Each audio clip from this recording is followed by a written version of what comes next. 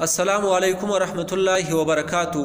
ډیر خلک دغه پوښتنه کوي چې په پټه سره نکاح کول دا جایز دي که ناجایزه، چې خفیه نکاح ورته وایي.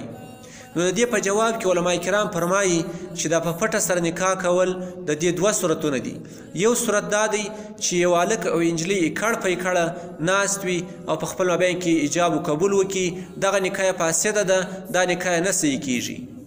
په دې کې بیا ډېر خلک دا وایي چې موږ خو الله او د الله رسول چې دا ګواه ګرځوو، خو علامه اسکفي رحم الله چې دا فرمایي چې دغه نکاح صحیح نه ده. که چیرې یو هلک او نجلۍ نکاح وکړي او الله او د الله رسول ګواه جوړ کړي، دا نکاح صحیح نه ده،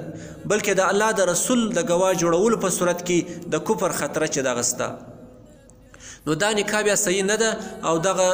کوروالي چې د زنا شمارل کیږي، اولاد چې دی هغه ولد الزنا دي، د نسب یې د ده څخه ثابته نه دی.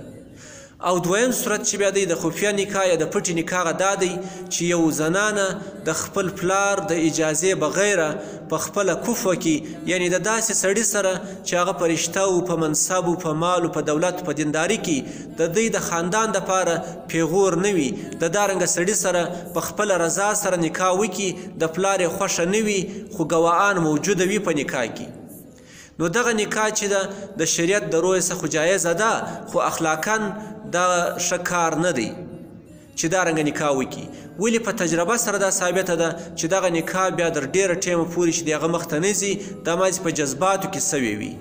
او که چیرې په غیر کفوه کې وي، یعنی هغه د دې دپاره عار وي دا نکاح کول د پلارو دا دپاره، بیا خو د اوله سره دا نکاح سره صحیح نه ده. نو لحاظه بهتره خبره دا ده چې د خپل مور پلار د خپلو عزیزانو قریبانو په مشوره سره یو سم ځای چې د هغه نکاح وکړي او په دې کې ګواهان او د شرعي طریقې موافق یې وکړي. السلام علیکم ورحمت الله وبرکاته.